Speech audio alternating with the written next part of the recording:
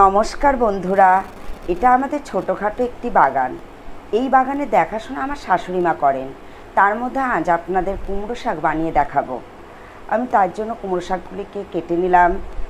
এরপরে আলুগুলিকে ছুলে একটি পাত্রে রেখে দিলাম।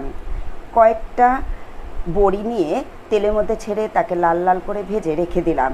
লঙ্কা ফোড়ন, পাঁচ ফোড়ন দিয়ে গোটা কয়েকটা কাঁচা লঙ্কার সাথে আলুগুলিকে ভেজে নিয়ে লবণ ও হলুদ দিয়ে কেটে রাখা কুমড়ো শাকটি দিয়ে দিলাম।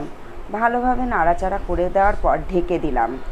পর ঢাকনাটিকে খুলে সামান্য পরিমাণ জল দিয়ে আবারও ঢাকনাটিকে চাপা দেওয়ার পর খুলে শাকটিকে ভালোভাবে নাড়াচাড়া করে দেওয়ার পর ভেজে রাখা বড়িগুলিকে দিয়ে সামান্য পরিমাণ চিনি দেওয়ার পর 5 মিনিটের মতন নাড়াচাড়া করার পর তৈরি হয়ে গেল মন পছন্দের কুমড়ো শাক। আপনাদের যদি রেসিপিটা ভালো লেগে থাকে অবশ্যই বাড়িতে ট্রাই করবেন।